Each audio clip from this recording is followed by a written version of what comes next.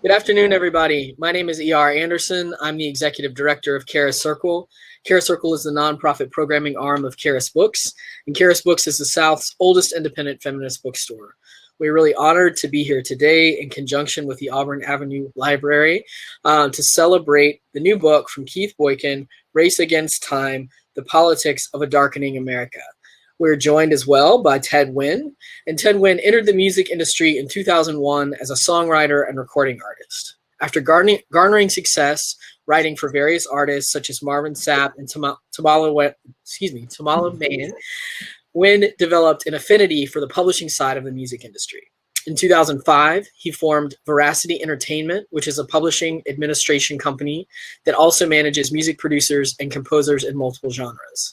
With its primary base in gospel music, Veracity Entertainment administers over 700 songs and has earned numerous ASCAP and BMI Achievement Awards. And Mr. Wynn is here to interview and be in conversation with Keith Boykin. Keith is a CNN political commentator, a New York Times bestselling author, and a former White House aide to President Bill Clinton. Boykin teaches at the Institute for Research in African American Studies at Columbia University in New York and previously taught at American University in Washington, D.C. He is co-founder and first board president of the National Black Justice Coalition. He was a co-host of the BET Network's talk show My Two Cents and starred on the Showtime reality television series American Candidate.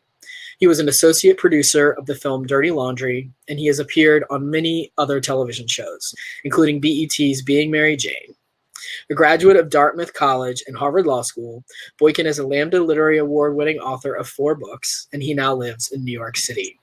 So we're delighted to be here with all of you, wherever you're watching from. If you want to shout out where you're watching from, we love to know. You'll see that in the chat, Morris Gardner from the Auburn Avenue Research Library is going to be dropping extra supplementary material. These are ways that you can further metatextually engage with today's event. Just know that these links will stay up through in perpetuity, so you can come back and engage with them at any point. Just, stay with our main conversation here, and then as we're wrapping up, feel free to go back, click all the links, explore. This is really a wonderful gift that we receive from being in partnership with the Auburn Avenue Research Library. And then finally, if you would like to ask a question at any point during the event, just click this Ask a Question tab at the bottom center of your screen, or put your question in the chat, and we will be glad to move it over there so that Mr. Wynn can get at it when he is ready. So I'm going to get out of the way. I'm grateful to both of you gentlemen for being with us today, and thank you so much. Thank you. Thank you. I think that's the first time I've ever heard the word metatextually. That's the first time I've ever heard that word. I thought I knew a lot of words. It was a good one. It was. So how are you today, Keith, first of all?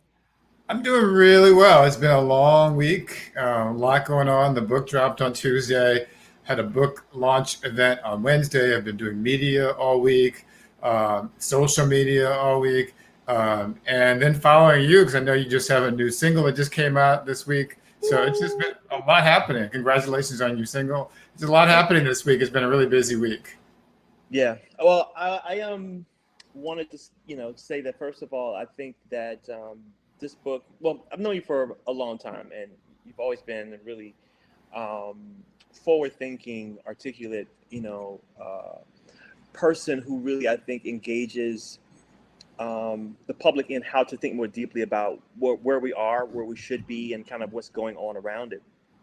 So this book for me, as I was reading through it, very interesting. Like, you're such a great storyteller. Like, I just found myself so captivated, like reading these stories, especially the ones about, you're growing up in St. Louis and, college and the caucus campaign and just these different things. And I think that your lived experience, obviously informs the information, informs this book.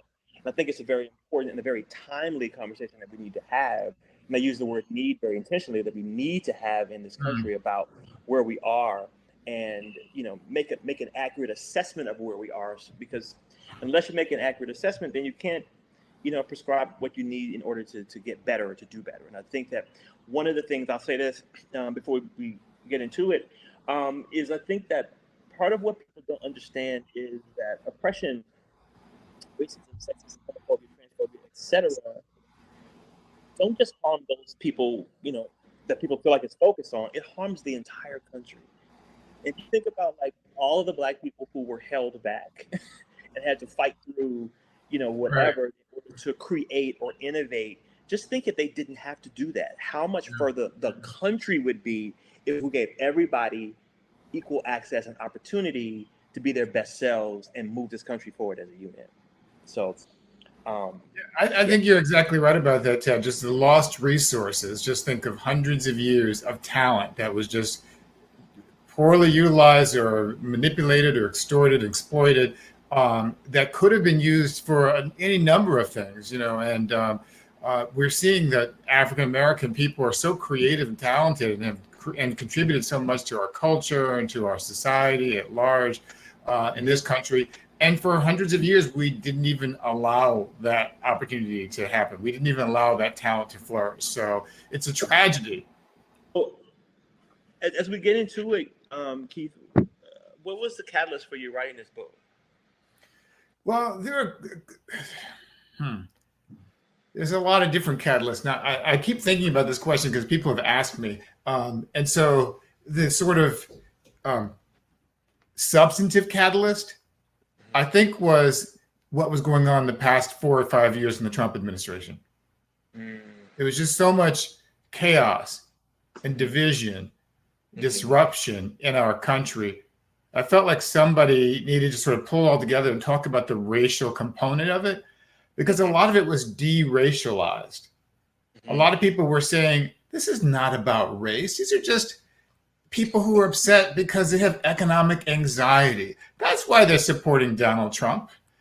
And almost every Black person I know knew better. We knew that it wasn't just about economic anxiety. We knew that race was at the forefront of what was driving Trumpism and what led to the insurrection in the Capitol this year.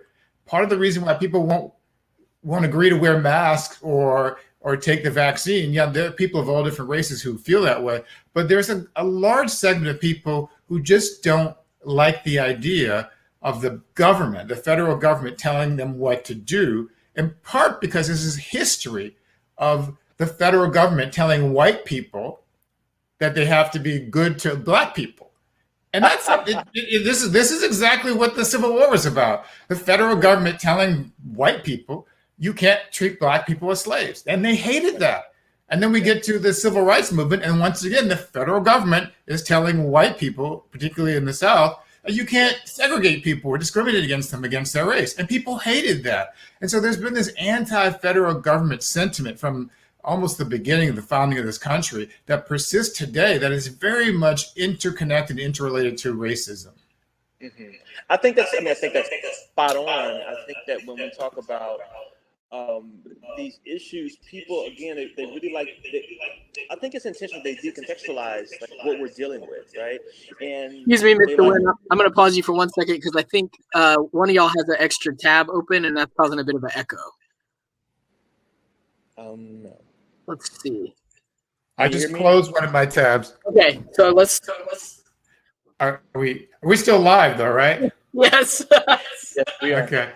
I just closed one of my tabs, so I don't know if that was the problem, but I closed it because I'm hearing the sound of my computer like it's overheating, so I'm thinking that's a problem. Hope it doesn't stop. I'm like, I heard this noise. Like, what is this noise? So I don't know what's going on. What you're talking about is so spot on when we think about where we are and what we're dealing with, specifically as it relates to the era of Trump. And I was watching a piece on CNN, and there were a few people, a couple of Black people, mostly white people, and asking them why they voted for Trump. And one Black guy said, it was financial. He felt like it would be better off in terms of his business ventures or whatever. And they asked him if he was challenged by, the things that Trump did or said. And he said, there was something that Trump said, I can't recall what it was, and he said it felt like a gut punch. And I think the thing that is fascinating to me, and maybe you can speak to this, when people, who didn't know who Trump was? And I don't really understand, as we think about over time, the history of Civil War, and you talk about civil rights movement, we seen people who coddle, perpetuate, embody white supremacy. We've seen those people, and we know what they look like. So why do you think people were they being dishonest, or did they just not care about who he was? Well, there's a lot to unpack there. First, going back to the part you said that some people were saying that some white people were saying that they did think they would benefit economically from Trump. I suppose there is some truth to that too, because white people, like all people, I think, in American society, have been conditioned to believe white men when they speak. This is the reason why every president of the United States has been a white man except for one. There's also another element, which is the property right in whiteness, which one of my former professors, Derek Bell, talks about, that even if you are a lower income white person, you still get some sort of economic benefit because of white supremacy, because of racism. And you, by voting for someone like Donald Trump, you're perpetuating sort of the status quo in America, the socioeconomic status quo that benefits you. So from a purely sort of statistical economic perspective, it may not seem like it's in your interest to vote for this plutocratic billionaire who lives in a gold-plated penthouse in Manhattan as your savior. But as long as he continues to perpetuate this language of white supremacy and white nationalism and this fear of Black and brown people, that actually helps to sustain your existence as a white person in this society that is dominated by white people. So now going back to the second part of the question, why exactly did people pretend they didn't know about him? Well, we know that Donald Trump had a history going back since he was a young adult. In the 1970s, he was sued by the Nixon administration for racial discrimination in housing. The Nixon administration, the Republican administration. In the 1980s, he led the lynch mob, if you will, against the 5 now exonerated members of the quote unquote Central Park 5 who were falsely accused of raping a white woman. And even after they were exonerated by DNA evidence, he refused to do anything to apologize. In the 1990s, we know that Trump also was engaged in racist behavior in the way he was running his casinos, and he was sued for that and paid fines for that. We get to the 2000s, and Trump is the one who's leading the push for Obama to resign and to shut down all flights from Africa because of the Ebola crisis early on in the Obama administration, which, you know, it was serious in the sense that people died, but only a handful of Americans were affected by it compared to 600,000 who have died in the COVID crisis. And then Trump led the racist birther campaign from 2011 to 2016. So there's no reason why anyone shouldn't have known.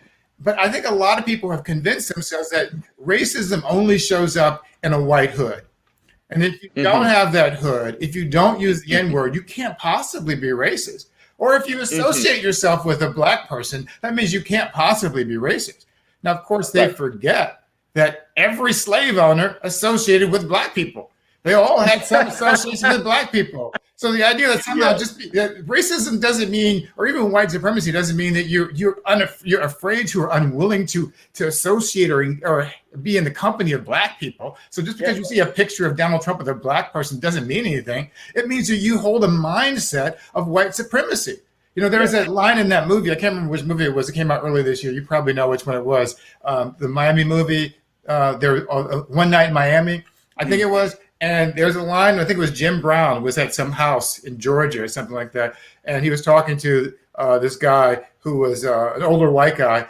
And they were sitting on the porch. And then the daughter or something came down and said she needed help moving some furniture. And Jim Brown is this big football player, young strapping guy. And he says, yeah, I'll help you. And this white guy who is a quote unquote friend to him, says, no, you can't help. You can't come in the house because we don't allow N-words in this house. In this house, and the same guy he's just talking to. This is the kind of the culture of white supremacy in America. So you have a chapter where you speak to chapter 4, where you speak to which is hypergender racism. In this bag, so to speak. Can you hear me? Uh-oh. Can you hear me now? Yeah, okay. Okay.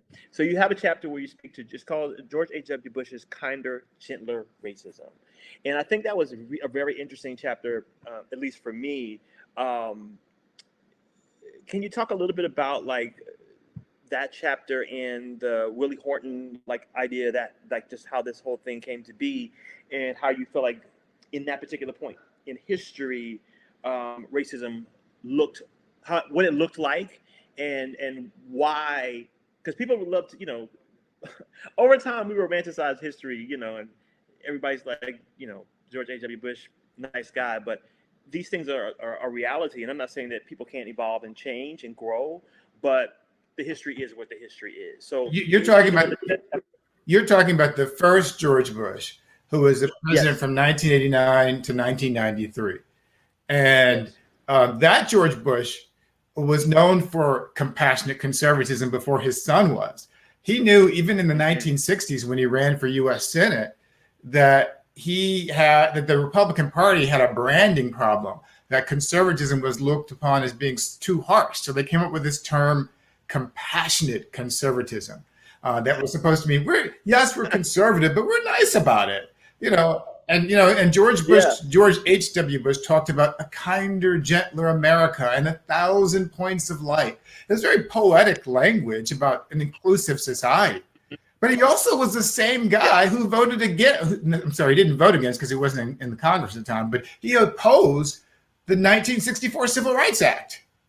He opposed the 1964 Civil Rights Act because he thought that was somehow going to hurt, poor white people by letting black people be able to not suffer discrimination in society.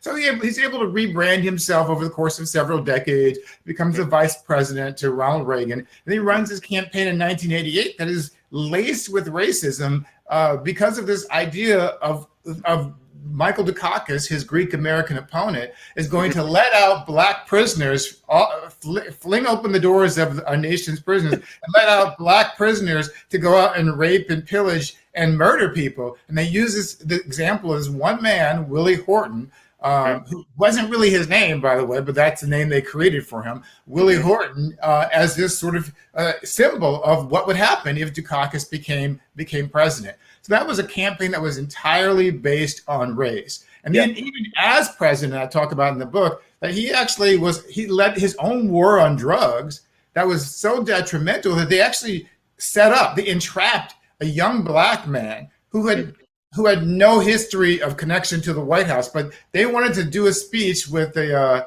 Bush administration. So they entrapped this young black man, to come to Lafayette Park across the street from the White House, just so they could arrest him and then use the contraband that they obtained so that George Bush could stand up in his speech the next day or sometime afterwards and say, this was drugs that were found right across the street from the White House at Lafayette Park. It was all set up. I mean, this is the kind of evil chicanery that was going on in the Bush administration. Yeah, I think that's like so important to articulate because I think the way that you speak to something else in the book too about the ways in which the language has changed when you talk about the Republican strategist Lee Atwater and how he basically said that the status of black people force a language change. And so it goes from, the overt kind of N-word, et cetera, in the 60s and 70s, and then you move into the 80s where people are like, oh, we can't say that. So we say things like, dangerous or urban or, whatever words, these dog whistles that people put out there in order to really have these, to really kind of have the same effect is really what they're trying to do. You also speak to something that I found quite fascinating because there's always this conversation around, Republicans, Democrats, and in more recent times, Democrats are obviously more, vast majority of black people vote Democrat. They have, we feel like we have more representation. There are agenda items, etc. But then I do hear from friends of mine, from people who say they're all the same, which harkens back for me to King talking about the white moderate, which is a whole thing that we could talk about by Joe Manchin on another time. But what do you say to you have this chapter called Bill Clinton's Calculated Triangulation, and what that actually means or meant to black folks, because black people loved Clinton. They called him the first black president. He played the saxophone. He was very cool and warm.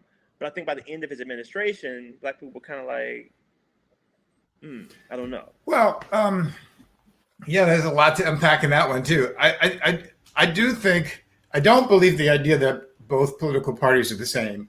I think that type of both siderism and false equivalence is cheap political commentary that doesn't dig deeply enough into the incredibly substantive differences that the two parties have. Now, having said that, I do think that both parties have problems. I mean, the Republican Party has basically given up. It doesn't even try to appeal to black people, seriously. Right. Whereas the Democratic Party does, but they haven't been faithful in executing their promises. Yeah. And so they talk the talk, but they haven't always walked the walk. And even today, even before we get to the Bill Clinton part of it, even today, we have major legislation that's pending in Congress with the Democratic House, a Democratic Senate, and a Democratic president. We can't pass the John Lewis Voting Rights Act. We can't pass the George Floyd Justice and Policing Act. And we can't pass even the Emmett Till Anti-Lynching Act with with Democrats in control of two branches of the government. So it's hard to sort of blame the other side when your side won't even fight for the causes that it says it believes in. Having said that, let me go back to Bill Clinton and say that I worked for Bill Clinton, and I worked for him in the first term of his administration. And at that time, I was, I think, caught up in the same mentality a lot of other people were, who were either black or people who worked for him, just thinking that that was the best we could hope to do. That it was a conservative time in the 1990s. People wanted more cops on the street. People were concerned about affirmative action. They definitely didn't want anything like gay marriage or anything like that. It was a totally different sort of tenor in the public discourse in the 1990s.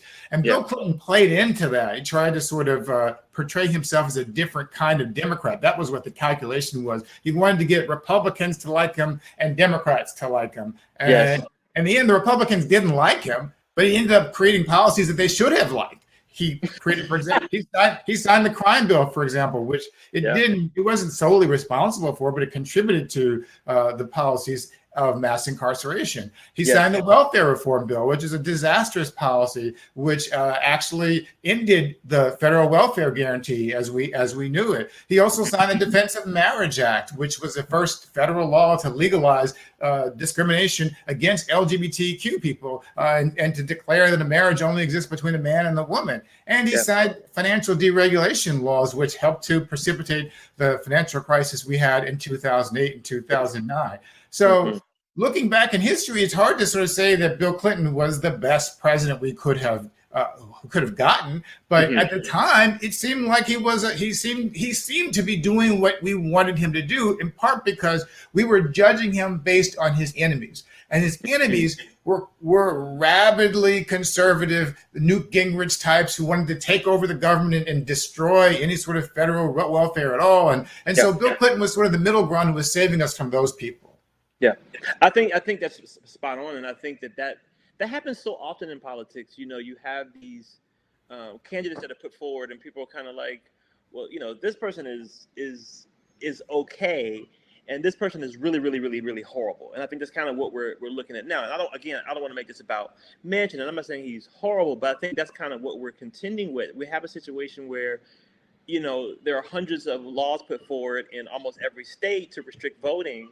It's not like it's, you know, happening under the dark of night. It's overt. And we know that these policies are being put in place because Republicans know that they don't have the numbers to win fairly. And they haven't for a number of years. And so they have to manipulate the system in order to do that.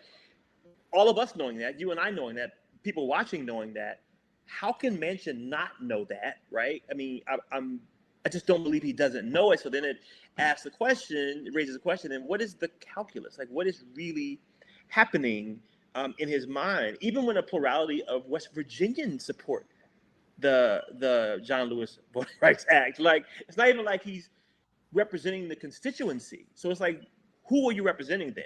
if not the constituency. So, go ahead. I'm sorry. No, I think it's a good question. I don't have a good answer for you, though. In fact, I had this conversation. I had this conversation with TYT the other day, the sort of progressive news channel, and I think it's Cenk Unger. I never know how to pronounce his name, but he sort of made the argument that Joe Manchin and Kristen Sinema are actually just corporate Democrats, and they don't really care about these issues, and they just care about serving their corporate overlords. I didn't agree or disagree with that either, because I don't really know. I have no really real understanding or inside knowledge about the workings of the minds of those two members of the Senate. But I do know that it's increasingly more difficult for the Democrats to blame the Republicans for being obstructionists when we have people in the Democratic Party themselves who won't go along with the agenda of the Democratic Party. And they're hiding behind this anachronistic, antiquated rule called the filibuster, which doesn't exist in the United States Senate. It's completely in the Congress, or I should say, and the Constitution, I should say. It has no basis for perpetually stopping all legislation. It's become abundantly overused in a way that was never anticipated when it first started, and it's anti-democratic. So. No, it's not. 39 or 40 people can basically stop the workings of the federal government on something they don't want, even though the overwhelming majority of the Senate, the Congress, and the American people support it. Yes, I mean it's really, it's deeply problematic, especially when, to your point, like you have a majority in all levels of government, and you have a voting populace that showed up in. Not Bush. Biden won by, millions of votes. 7 million votes, yeah. I just think that not speaking to the needs of the people is really problematic. So, you speaking of both sides, George W. Bush, you write about his presidency as soft bigotry, which is a distinction from gentler racism. We obviously know there were issues around Katrina and how he handled that, and there were a lot of things about it. George Bush is like a person I feel like I would enjoy having a conversation with, but wouldn't want him to be president. I think he's a decent person, but I think his policy positions were misinformed. What do you say? I won't get into the decency question because I can't answer that. But I've never met George Bush. I've met a lot of these other people before, but I've never met him. And my sense is, and I talk about this in the book in that chapter, is that according to almost everybody who has met him, by all accounts, he's pretty much a very likable person. Mm-hmm. A lot of people tend to like him. He was a party boy going back to his time in Texas when he was a young kid in college.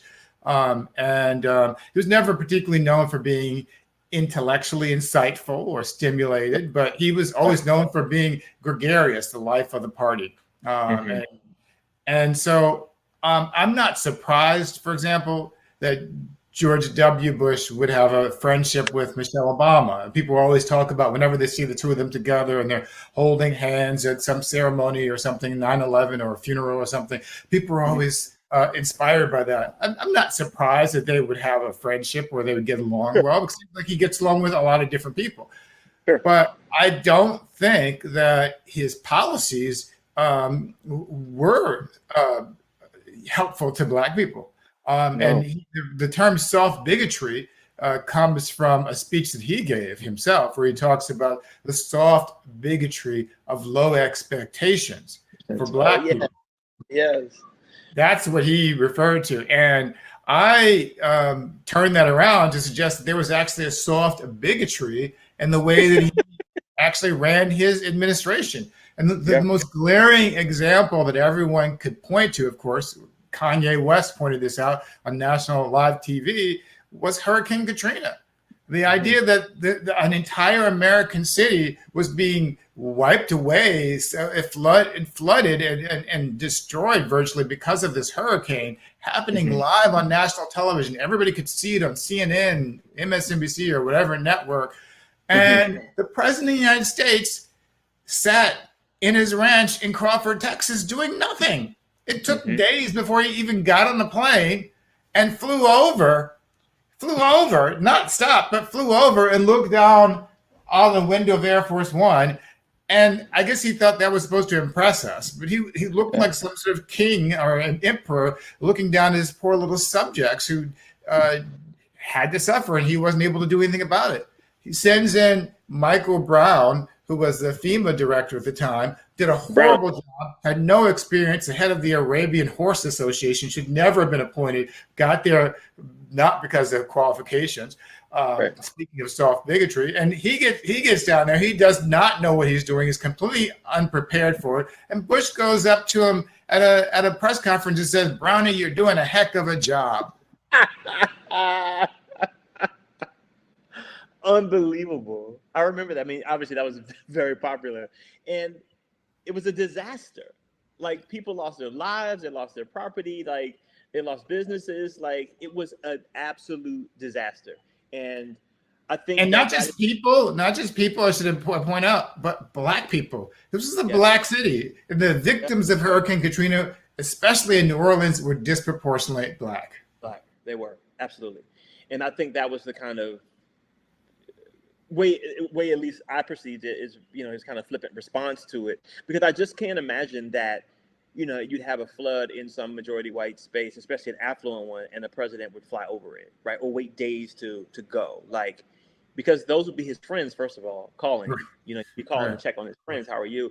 And you'd have this kind of, different kind of engagement. So I think that, as we're talking about this divide and what's happening. Before you get there, there's a famous line, which is actually one of the funnier George Bush lines I can think of, where he's at one of these, these big fancy white tux dinners or whatever, and he's saying something along the lines of, some people would call you the elite of America, and he says the follow-up line is, "I call you my base." That's who George. I mean, it was funny, but it's true. But it's funny, it's just. This is who George W. Bush was. He represented that group. One more thing about George W. Bush, which I think is actually relevant to Donald Trump too. I think there's a real danger in this type of people like Bush and Trump, for even though their politics are different, there's a danger in people who don't really care about politics. Mm-hmm. And George W. Bush, as far as I can tell, never really cared about politics. It was just something he did because he was supposed to do. His father was the president. His grandfather was a senator. His brother was a governor. Of course, it's the family business. You got to run for office. So he became governor of Texas and he became president because it was the thing to do. But I never got any sort of sense that he really cared deeply about anything in politics. And the same thing I think is true about Donald Trump. I don't think, I had this debate with somebody just last night, actually, here in the city in New York. I was saying that I don't think Donald Trump really cares about any of these political issues, with the exception of trade and immigration, which are the only two issues I think he's been consistent on his entire life. Everything else he's changed his opinion on, from abortion to LGBTQ issues. He's changed his opinion on everything. Yeah. In all these people who are part of the Republican Party, who bought into the Trump mythology and whatever the Trump is saying, and he wants to appoint conservative Supreme Court justice, he doesn't give a hoot about any of that stuff. Only thing he cares about is self-adulation. And I think there's a real danger to having people who don't have any sort of core values or principles elected to public office. It can't just be a popularity contest. There has to be some sort of core substance that they believe in, so we can get to know who they really are. Especially when those people are empowered by the people who do care about politics. When exactly. Those people are surrounded by the people who will use them to manipulate the system in order to get the things that they actually want. I often say that, Trump was the Trump supporters, in my opinion, it's not really about Trump per se, right? It really is about what Trump embodies. It's what he represents for them. It's how he personifies their anger and their outrage and their want and need and desire to perpetuate white supremacy, which I think was made evident when he was in Alabama or somewhere recently and softly suggested people get vaccinated, and then people began to boot him. They booed him. And he said, "Oh, what? Freedom of choice." He pedaled back very quickly because, again, if Trump says the wrong thing, they'll change on him too. So it's really, go ahead, I'm sorry. I think that's a brilliant observation. And it's funny, I was just on last night with Joy Reid on MSNBC talking about this whole notion of this gold-plated monster that the Republican Party had created over the course of the past 5 decades. Ever since Lyndon Johnson, the Democratic president in 1964, signed the Civil Rights Act, white people fled the Democratic Party. No Democratic candidate for president has won the white vote since 1964. And what's happened is that the Republican Party has started to mine that racial grievance for their own party, and they've used those dog whistles and they've kept it under the surface as much as they possibly can for the past few years, for over several decades. But in the past few years, it's become unmanageable. And Donald Trump was the first part of that, but he wasn't the end of that, because as you say, even Trump is dispensable. They can get rid of him and move on to another person who can serve their racist, xenophobic, bigoted interest if you don't toe the line. So this gold-plated monster they created, it's bigger than Trump. It's bigger than the Republican Party. It's rooted in the racism of America. And that's a dangerous thing to sort of tap into, because once it starts getting going, starts going, you can't control where it ends.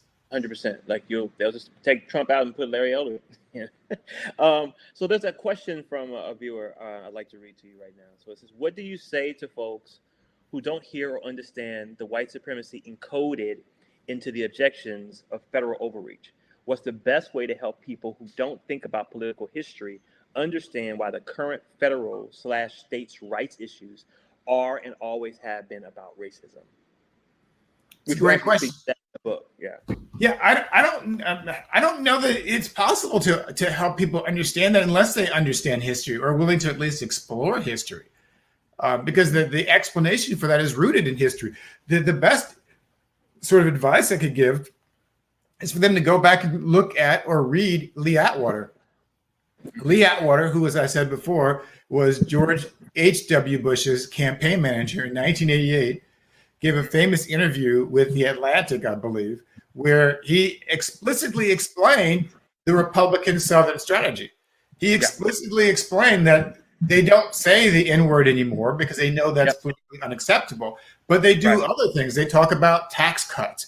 They talk about vouchers, and how he talks about the levels of abstraction that are used by the party to communicate to that same group of frustrated white voters without actually saying the words racist or N-word or something about black people, because the victims, the people who are disproportionately impacted by it, tend to almost always be black and brown. So as long as you're advocating policies that you know will have a negative impact on black and brown people, you don't actually have to say anything bad about black and brown people. You can say, oh, we're going to make this voter ID law for everybody, even though we know from the data that black and brown people are less likely to have this type of ID.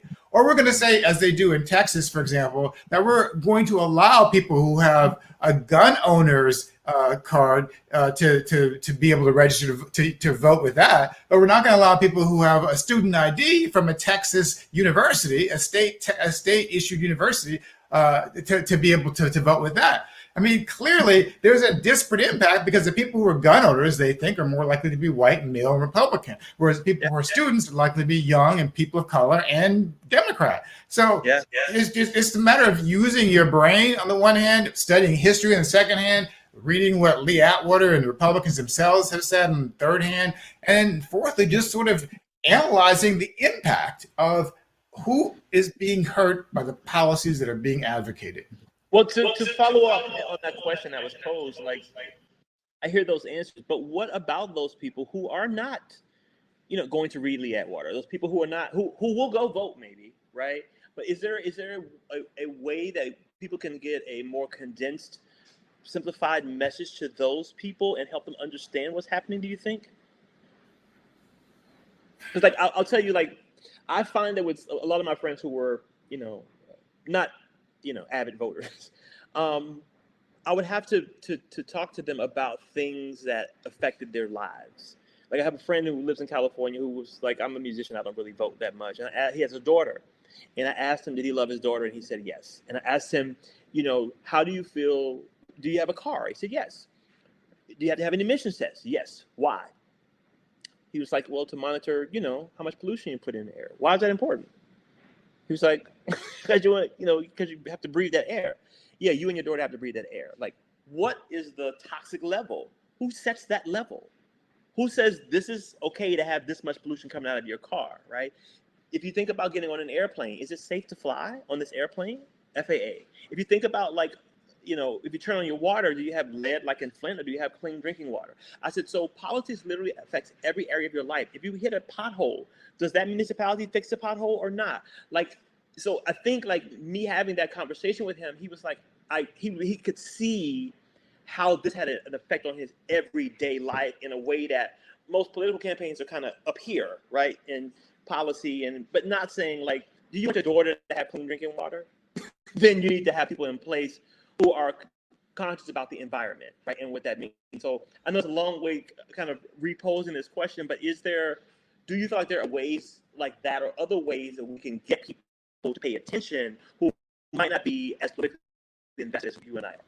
Well, I mean, you raise a very good question, but I sort of want to separate it out in two different parts. One is how you get sort of sympathetic people to pay attention. And the second is how do you get people who disagree to understand? And so for the second part, I'll answer that first because I think it's easier. We have to understand there are a lot of people who are invested in not understanding, who don't want to understand because they don't want to challenge their worldview that allows them to live blindly, if you will, in a system that benefits them. Yep. And so I don't think there's any convincing people like that. I don't think they're interested in being convinced because they don't want to challenge who they are and what helps them. The first part of that question is how do we get people who might be sympathetic to understand the impact? And that's a question I think that people who are progressive or people who are African American have been wrestling with for decades, how to get people engaged. I mean, if you even go back in history to 1955, December 1st, and Rosa Parks refused to give up her seat. First, she's not the first person who refused to give up her seat, but everybody sort of romanticizes the way this worked. That was unusual. What happened in Montgomery, because almost the entire Black community stopped taking the bus, the boycott. That didn't happen everywhere else. I mean, in a lot of places, there are only a handful of people who were leading the effort. All the way up until the 1960s, everybody says, oh, they marched with Dr. King or they were at the March on Washington. That's not true. Statistically, it's almost impossible. It's definitely impossible because only a small fraction of people were actually engaged. Yes.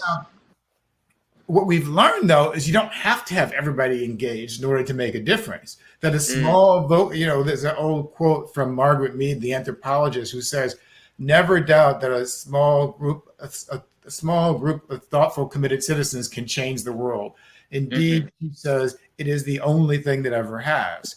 And I think that we've seen that throughout history, from whether you're a Christian or not, if you believe in the whole idea of the disciples telling the story of Jesus, all the way to the present, we see that small groups of people have the ability to change and manipulate the way the world operates, to have an impact on how other people see things, which is all the more reason why we need to have intelligent commentary, even from people who aren't involved. So where I'm going with this, I imagine, is that even when we're talking about something like vaccines, it doesn't help if we have influential people who happen to be well known in our own community spreading misinformation.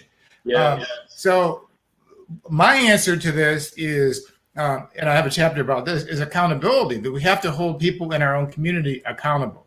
And then in terms of the education part, I wish I had that definitive answer to say, this is the thing we need to say to get those people to pay attention.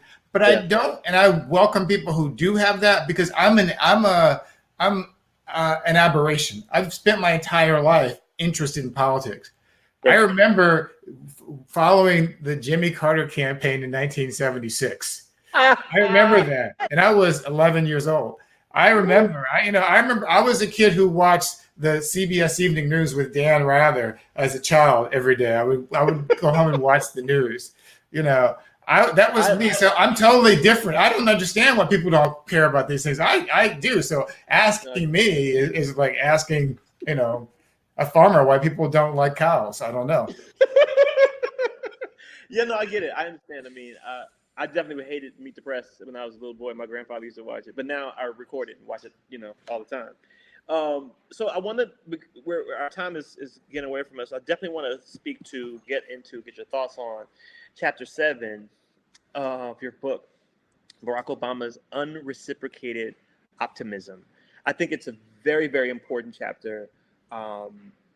For me, I think it's, one of the most important chapters, because I think that most Black people are aware that racism exists, even if we don't understand the sophisticated nuances of it. We know it's a thing, right? We're aware of that. But I think this approach, this chapter, speaking to what Obama was and wasn't, in many ways, is really important to where we are and what we need to do moving forward. How we need to realize that the only way to really deal with this is to confront it head on, to be honest about it, to be overt, to be intentional, to be organized, and to call a spade, metaphorically, So you write about this and you talk about, the early beginnings of his campaign when Black people were like, we're going to vote for Hillary Clinton, which I think in large part was not because they didn't like him, they just didn't think he could win, because we often take our cues from white people. So when he won in Iowa, white people, then Black people were like, oh, the white people like this guy. So then you see this shift, right? And I think that we had this anticipation of, well, let me speak for myself. I had this anticipation of what I thought Obama would be. I didn't think he would be, this kind of like Black power, whatever, because I noticed early on he didn't align with the civil rights era people, the Joseph Lowery's, and he distanced himself a bit from those people. I remember Reverend Lowery, a very funny man, was asked here in Atlanta, like early on in the campaign, what do you think about Barack Obama? And he said, what about him? Very Lowry-esque, right? Right. So they were like, his potential to run. And he was like, I think it's fine. We'll see what happens, basically. But I think, when you talk about this in the book, I want you to kind of speak to what do you feel like, do you feel like there was a point in time, well, two things. One, do you feel like Black people had an expectation, generally speaking? And if so, what was that? And do you feel like that was met over time? Well, there's an easy answer to that, which is yes and yes. I think Black people had an expectation, but it was a very low expectation, which is problematic. They just wanted him to be president. I think people, and some people had in their minds that he was going to save us or something from something or another. But for the vast majority of Black people, my impression is that they just want him to be president. And he met that expectation because he was president. It was a very low bar. And I think that's part of the problem, actually. I've known Barack Obama since we went to law school together at Harvard in the 1990s. And so I voted for him enthusiastically in both elections. I supported him. Still think he was an effective, successful president. But I have to be realistic in my assessment of him, which is, on the one hand, he dealt with unprecedented racism and obstructionism because of his race, because he was a Black president. And on the other hand, he missed a number of opportunities to make a much more significant impact on the lives of Black people. And I thought that his explanation for doing that was unsatisfactory. And there's a part in the book where I talk about his speech at Morehouse College, where he addresses Black students there, Black men, and he's essentially telling them, don't expect the government to help you. Go out there and don't use racism as an excuse. Take care of your own business. And I understand that to a certain extent, because that's the same sort of rhetoric that Black people have been saying to each other forever. We have to be twice as good and work twice as hard, that kind of stuff. And I get that. But what's different is that this is the president of the United States saying this. Yes. And you can't imagine the president going to a white audience or a group of white women, for example, and telling them, hey, don't worry about sexism, just go do your thing. Yes. It's unacceptable. It's an unacceptable response, especially for somebody who is the president of the United States to say that. Because this is, I mean, part of the reason why Black people have been making a similar message for decades to our children and young people is because we know that we don't really have a great deal of power. And so the best we can do is try to arm people, you know, whether you're talking about police officers or your employer or whatever. This is how you got to function in order to get along and survive in a white society. Mm-hmm. But the difference is that when we have the president of the United States who happens to be Black, we expect that person to do something to actually help solve those problems, not just tell us it's a problem and nothing can be done about it. Well, I think that's fair because I think that, and I've had this conversation many times. And it's funny because I would say, you know, I like you. I mean, I went to the DNC the first time I ever went when Obama got his first nomination. The night of his election, I was in tears, crying, like it was a very emotional experience. I gave, you know, more to his campaign than I'd ever given any other campaign. And I really believed, you know, in the message that he put out there in terms of, you know, change and hope and et cetera. I didn't have a lot of expectation that he would be like radical, right? Because that just wasn't how his politics had been. The situation you speak to in your book about Jeremiah Wright was the first time a red flag was raised for me, because I know Jeremiah Wright, been to his church before, and I know Black liberation theologists. And what people didn't understand was Black liberation theologists are not apologetic in how they talk about America, because they really believe it and they're very passionate about it. And I think, I'm taking a liberty, but I think Pastor Wright's thinking was, if Obama, you know, is not honest in this moment, then when he gets to the White House, it's going to be the same thing we already had. And for me, that doesn't really, you know what I'm saying, as a liberation theologist who has specific things that they want to see, those things don't get to happen.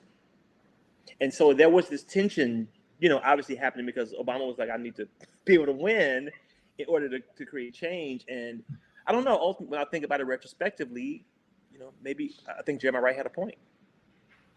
Well, I guess I had to be clear about which point we're talking about, because part that comes to my mind is the speech that caused the Jeremiah Wright sermon that caused Obama so much trouble, where he said, "God damn America."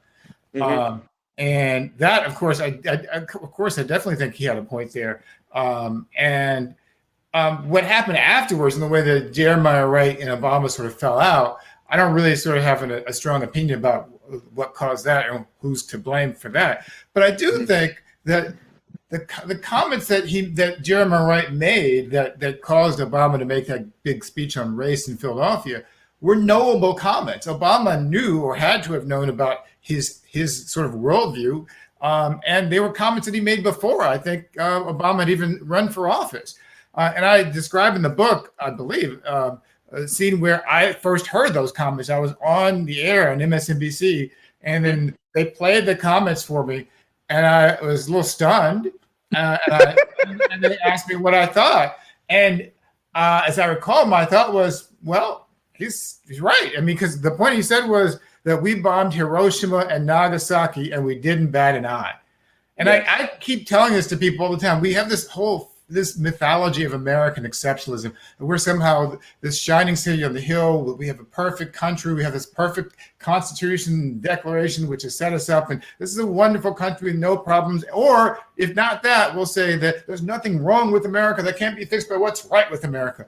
And I just think there's a lot of baloney in that. And part of it is that those of us who know our history, know how troubled it is. We know from the very beginning it was trouble. We know about the genocide of the Native Americans and how they were pushed out of their land. We know about the enslavement of African Americans. We know about the actual exclusion of Chinese people from actually even entering this country. We know that we locked up Japanese Americans during World War II and internment camps, now concentration camps. Now, we didn't do this to Germans who were white. Right. We didn't lock them up, even though we're fighting a war with Nazi Germany, but we locked up Japanese Americans. And we know that there's a long history that includes the fact that we actually dropped atomic bombs on civilians, killing tens of thousands of people in Hiroshima and Nagasaki who happen to be people of color. So this whole idea that somehow America is not a racist country, which is even the conversation I think people like Joe Biden and Kamala Harris have trouble answering honestly, is just not true. We've had a history of policy and behavior that has purposely and disproportionately impacted people of color.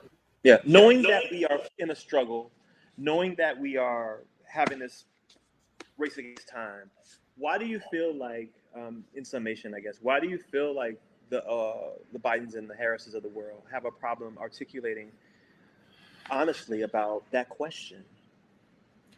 Well, it's troubling because this is the thing. I took a little bit about my experience working in the White House and how I didn't like the culture of the White House because the whole institution is designed to serve one person. I think there's also a problem with the presidency itself. And I talk about this with Obama too, this whole notion of the president, whoever that president is, we expect them to perpetuate that lie. That America is this great country. That's what we want our president to do. It's part of the reason why we hire our presidents. And so they don't even feel comfortable telling the truth, even if they have previously said the truth.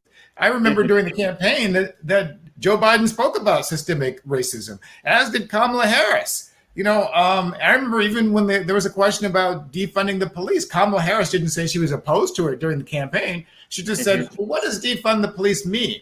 And so I think that there's this tendency. It's like when we have a mayor here in New York City who came in as a progressive, who's going to reform our criminal justice policy, and all he did is appointed 3 white male Irish guys as consecutive white male Irish guys as police chiefs. And the idea is that somehow when people get in positions of authority and power, they no longer feel like they can say what's on their mind because they have to speak the values of the institution instead of what they know to be right.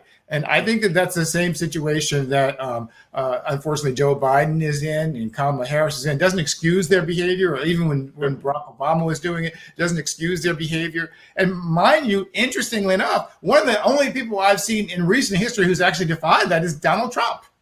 I mean, sadly, that was the one thing I thought he was correct about. But I remember at some point, it was a thing that you could never imagine Barack Obama saying. But when he was talking about Putin, I think it was, and how Putin was a killer, I think he was being interviewed by Sean Hannity or somebody on Fox News. And Donald Trump responded, "What, you think our country's so innocent?" He sure did. Which I think is a truthful response. I love the response. But you can't imagine Hillary Clinton or Barack Obama ever being able to say that without being pilloried by the conservative press. But because he's a white man saying this, he's able to get away with it, saying the truth that America has not been innocent in the entirety of its history, from the founding of the republic to the present. Not for its citizens, nor for people around the world. Exactly. I think that just happened. There was just another case was it in Afghanistan, where we found out the 10 civilians that we mistakenly killed with a drone had nothing to do with Al Qaeda or ISIS. They were just civilians, and the guy who was driving the vehicle that was loaded with explosives happened to be driving bottles of water. I mean, you can't just make these kind of mistakes as a country and then move on and then wonder 5-10 years later, why are they attacking us? Why are terrorists trying to blow up our buildings and hijack our planes? Because we're bombing people in other countries and using drones. And they're angry about our way of life. Yeah, exactly. They hate our freedom. They don't like our freedom. No, it's because you killed their families. American military exploitation and imperialism for more than a century. We've been invading countries, overthrowing governments, taking over other societies, and then we have no knowledge of it because we're so isolated in our own country, in our own continent. And we have no idea the impact we're having in Africa, in Asia, in Latin America, where we're destroying populations. And then we wonder, why do these people want to come to our country and immigrate? Because we've destroyed their countries. Yes. I mean, it is. And I guess we're out of time, Ted, it looks like. I'm sorry. It is something to imagine, though. Can you imagine if any country, Russia, had accidentally bombed American citizens in America or in some American territory or an American military installation and said, "Oops, we're sorry, our mistake." Like, my bad. Hell to pay.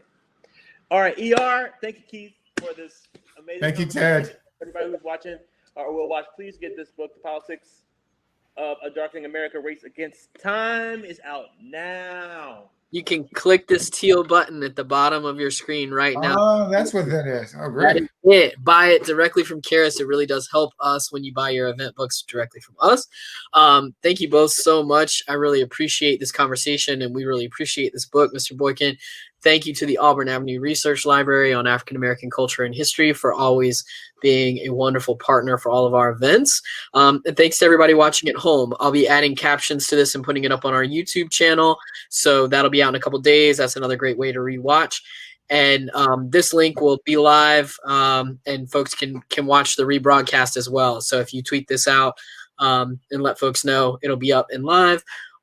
We love for people to watch and share right afterwards as well. So thank you both so much. I hope you stay safe and well, and that this book continues to be incredibly successful. Thank you, ER. Thank you, Auburn Avenue. Thank you, Charis. Thank you, Ted.